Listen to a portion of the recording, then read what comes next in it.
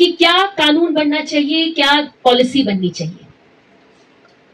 Participatory democracy से भारत का एक बड़ा हिस्सा, खासकर कि वो कम्युनिटीज जिन ट्रेडिशंस को बहुत ही महत्वपूर्ण तरीके से पहले चला रहे थे, जैसे आदिवासी कम्युनिटी, वो फिर पार्टिसिपेटरी डेमोक्रेसी से सभा तंत्र में एक तरीके से ढकेल दिए गए।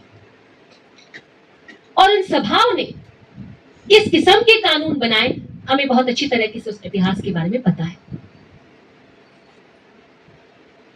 तो एक तो ये एक बहुत महत्वपूर्ण संघर्ष जो आदिवासी कम्युनिटी का रहा है और आज में हमें दिख रहा है कि वो डिसीजन मेकिंग में अपनी हिस्सेदारी मांग रहे हैं। इनकी लड़ाई जंगल जमीन की तो है आज, ये सारी चीजें उनसे छीनी जा रही है। ये कम्युनिटी राइट्स थे, ये इनसे छीनी जा रही है। कोड़ियों के दाम प्राइवेट कंपनियों को, चाहे वो भारत की खुद के बड़े बड़े पूंजीपति हो या बाहर के, बेचे जा रहे हैं।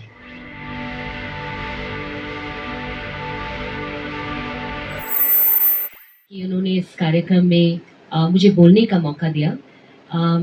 मैं एक इतिहासकार हूँ, साहित्यकार नहीं हूँ, और आज मैं जो आपके सामने कुछ बातें रखना चाहूँगी वो एक इतिहासकार के पॉइंट ऑफ व्यू से मैं रखना चाहूँगी, और एक सामाजिक कार्यकर्ता के तौर पे भी मेरे जो एक्सपीरियंसेस रहे हैं पिछले 25 साल आंदोलन में रहकर, ये सारी जो बातें हैं मैं आपके सामने आज शेयर करना चाहती हूँ। सबसे पहले तो जब मुझे इनविटेशन मिला, रूपचंद जी ने रीच आउट किया, तो उन्होंने जो प्रोग्राम का ढांचा मुझे समझाया, तो मुझे लगा कि शुरुआत तो मुझे फिर एक ऐसे बड़े हिस्से का करना चाहिए जिसमें नेटडॉर का भी काम चल रहा है, और वो है हमारे देश के अलग अलग कोनों में आदिवासी समुदाय के लोग हैं। एक बड़ा हिस्सा भारत के जनसंख्या का जो लंबे समय से, और ये ब्रिटिश राज के टाइम में हमें जो इतिहास में बार बार देखने को मिला, और पोस्ट इंडिपेंडेंस भी जिस तरीके से उनके मुद्दे उभर के आ रहे हैं आदिवासी कम्युनिटी के, हमें ये इतिहास के तौर पे दिख रहा है कि पहले ब्रिटिश राज के टाइम में आदिवासियों के बहुत बड़े बड़े संघर्ष हुए, और उनका जो एक ट्रेडिशन रहा था लंबे समय से, ब्रिटिशर्स के आने से पहले भी, कि लोग अपने जीवन, अपने मुद्दों पर खुद डिसीजन लेते थे। और पॉलिटिकल साइंस जैसे क्षेत्र में या जनरली जो लोगों की समझदारी है, ऐसे ट्रेडिशन को हम पार्टिसिपेटरी डेमोक्रेसी कहते हैं। और ना सिर्फ आदिवासी कम्युनिटी, लेकिन अलग अलग जगह में हमें भारत में ये पता है कि लोग आपस में बातचीत करके अपने पंचायतों के जरिए, अपने कम्युनिटी के थ्रू डिसीजंस तक पहुंचते थे और उनको लागू करने के लिए संघर्ष करते थे। और ये जो एक प्रथा थी पार्टिसिपेटरी डेमोक्रेसी का, उसको जायज सी बात है कि ब्रिटिश राज ने, और फिर पोस्ट इंडिपेंडेंस जो इंडियन स्टेट बना, उसने आदिवासी कम्युनिटी का ये जो अधिकार था कि हर इंडिविजुअल डिसीजन मेकिंग के प्रोसेस पे क्या कानून बनेंगे, क्या पॉलिसी बनेगी, उसमें एक हिस्सेदारी निभाएगा, वो हक ही छीन लिया पार्टिसिपेटरी डेमोक्रेसी का। क्योंकि क्या उभर के आता है? Representative democracy. आप अपने प्रतिनिधि को चुनेंगे, उनको भेजेंगे सरकार में, और वो डिसीजन लेंगे पूरे कॉन्स्टिट्यूएंसी के लिए, पूरे समुदाय के लिए, कि क्या कानून बनना चाहिए, क्या पॉलिसी बननी चाहिए। पार्टिसिपेटरी डेमोक्रेसी से भारत का एक बड़ा हिस्सा, खासकर कि वो कम्युनिटीज जिन ट्रेडिशंस को बहुत ही महत्वपूर्ण तरीके से पहले चला रहे थे, जैसे आदिवासी कम्युनिटी, वो फिर पार्टिसिपेटरी डेमोक्रेसी से सभा तंत्र में एक तरीके से ढकेल दिए गए। और इन सभाओं ने किस किस्म के कानून बनाए, हमें बहुत अच्छी तरह से उस इतिहास के बारे में पता है।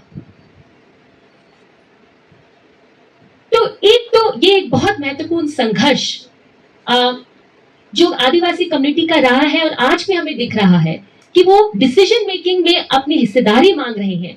इनकी लड़ाई जंगल जमीन की तो है आज, ये सारी चीजें उनसे छीनी जा रही है। ये कम्युनिटी राइट्स थे, ये इनसे छीनी जा रही है। कोड़ियों के दाम प्राइवेट कंपनियों को, चाहे वो भारत की खुद के बड़े बड़े पूंजीपति हो या बाहर के, बेचे जा रहे हैं। और ये जो बहुत बड़े बड़े आंदोलन है उनके बारे में बहुत बार हमें पता भी नहीं चलता है, क्योंकि हमारी मेन स्ट्रीम मीडिया तो बिक चुकी है। तो एक तरफ हमें हमारे देश में इस किस्म का एक अनफोल्डिंग हिस्ट्री दिख रहा है, जहां पे लोगों का पीपल्स विल, पार्टिसिपेटरी डेमोक्रेसी के ट्रेडिशंस एकदम खत्म किए गए हैं, और आज तो स्थिति ऐसी है कि उनसे उनके जो अधिकार है, इकोनॉमिक राइट्स हैं, जल जंगल जमीन जैसे अधिकार जो है वो भी छीने जा रहे हैं। दलित समुदाय का इससे कोई बहुत ज्यादा फर्क नहीं उनके परिस्थितियों में। देखिए, हमें पता है कि जब दलित साहित्य उभर के आया तो कुछ जगहों में, जैसे महाराष्ट्र में उसकी शुरुआत हुई बहुत महत्वपूर्ण तरीके से, फिर धीरे धीरे दिल्ली पट्टी में भी, हिलनी बेल्ट में भी हमें दलित साहित्य उभरते हुए दिखा।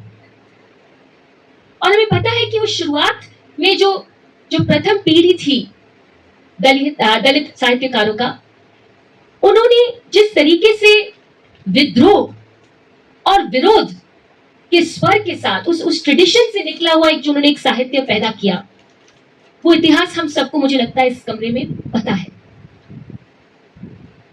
उन्होंने जो दलित समुदाय, जो हास्य में रहने के जो अनुभव थे, जो दुख था, जो हर दिन का शोषण था, उसको बहुत ही सतत तरीके से और बहुत पावरफुल तरीके से उन्होंने उसको एक रूप दिया, एक लिखित रूप दिया।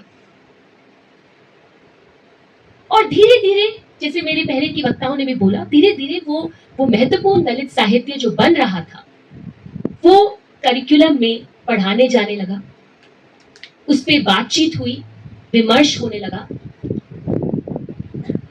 परंतु साथ साथ हमने देखा, और अगेन ये मेरे अंदर का जो इतिहासकार है वो इस बातों पे आपका ध्यान खींचना चाह रहा है कि जैसे जैसे, और हमें पता है कि इसमें से बहुत सारा जो दलित साहित्य उभर के आ रहा था वो आत्मकथा की विधि ज्यादातर उस विधि में उभरता है, और बहुत ही पावरफुल एक रिसोर्स बनता है कम्युनिटी के लिए। परंतु जैसे एक हिस्सा दलित समुदाय का शहरों में पहुंचकर शिक्षा प्राप्त करने लगता है, तो चीजें कहीं ना कहीं, हम शहरों में जिस तरीके से एक ट्रेंड उभर के आता है, हम एक बदलाव दिखने लगता है। और अंबेडकर ने भी इस ट्रेंड को बहुत जल्दी पकड़ा, और उन्होंने बहुत बार अलग अलग लेख में और पब्लिक स्पीचेस में इस चीज पे चिंता भी जाहिर की कि एक हिस्सा है जो पढ़ लिख लेता है, जो आगे बढ़ जाता है, और फिर बाकी समाज के बारे में बहुत कम सोचता है। और मेरे पहले एक वक्ता ने इस चीज को भी अपनी बातों में इसका संज्ञान दिया। मैं जब इस पर्टिकुलर ऑब्जर्वेशन, अम्बेडकर की बात, उनका जो ऑब्जर्वेशन था, इसके बारे में सोचती हूँ, तो मैं आज की जो स्थिति है उससे कनेक्ट बहुत जल्दी कर पाती हूँ। और मुझे लगता है हम सब कहीं ना कहीं इन चीजों को देखते हैं और शायद इसके बारे में सोच भी रहे हैं, और कुछ गुस्सा हो सकता है हमें कि आज एक हिस्सा, और ये बहुत बड़ा हिस्सा है, इनफैक्ट बहुसंख्यक हिस्सा है दलित समुदाय का, जिनके लिए चीजें नहीं बदली हैं। एक बड़ा हिस्सा अभी भी उसी किस्म के काम पेशे में फंसा हुआ है, जो हमारा श्रम का बाजार है उसके सबसे नीचे वाले सेगमेंट में उन जैसी नौकरियों में फंसा हुआ है, जहां पे वेतन बहुत कम है, जहां पे श्रम अधिकार नहीं मिलते। हमें पता है एक बड़ा हिस्सा दलित समुदाय का जो युवा है वो ऐसे स्कूलों में पढ़ रहा है, ऐसे सरकारी स्कूलों में पढ़ रहा है जहां पे व्यवस्था इतनी खराब है, मतलब जो 50-60 साल पहले सरकारी स्कूलों की हालत थी, और हमारे जो early generation of Dalit intellectual शायद उस किस्म के स्कूल्स में जाते थे, घुस पा रहे थे, बहुत कम बदला है। क्योंकि आज भी हम देखिए कि बड़ा हिस्सा सरकारी स्कूल की स्थिति बहुत खराब है, और वहीं पे हमारे दलित समुदाय का एक बड़ा हिस्सा बच्चे जाते हैं पढ़ने। स्कूल बंद भी किए जा रहे हैं, तो एक हिस्सा तो स्कूल अपनी स्कूली शिक्षा खत्म भी नहीं कर पा रहा है, एक बड़ा हिस्सा कॉलेज तक पहुंचता नहीं। मैं तो बहुत बार कहती हूँ, हमारे देश में ये बार बार कहा जा रहा है, खासकर की नई एजुकेशन पॉलिसी जो 2020 में आई, लागू होने लग गई, कि ग्रॉस एनरोलमेंट रेशियो मतलब 12वीं के बाद जो बच्चे हायर एजुकेशन में जाती है उसकी संख्या बढ़ रही है और एक तय भी कर दिया गया है कि 2050 तक हमें 50% तक ग्रॉस एनरोलमेंट रेशियो पहुंचाना है और पहुंचा देंगे। ये सरकार का वादा भी है। रियलिटी क्या है?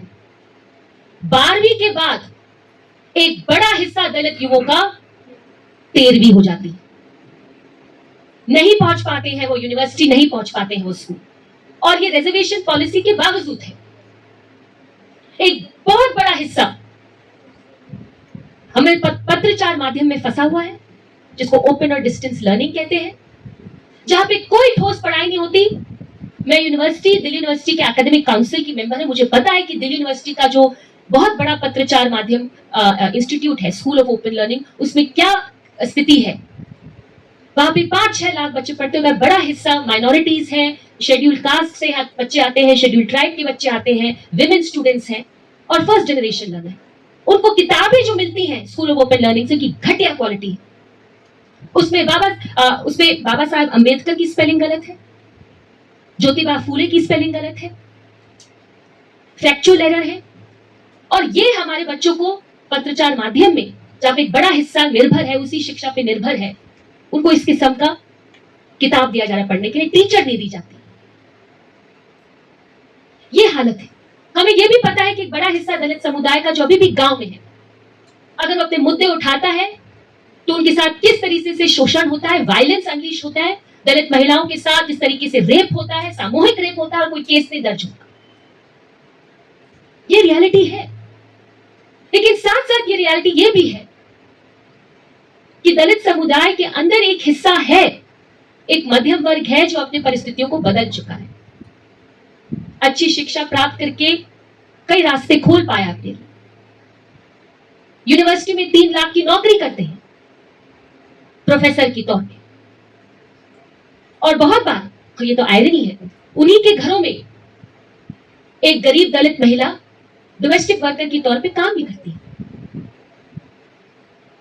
तो ये बहुत स्टार्क रियलिटीज है कि बहुसंख्यक दलित समुदाय की क्या स्थिति है और एक छोटे हिस्से की क्या स्थिति है। ये संदर्भ में क्यों सामने रखना चाहती हूं?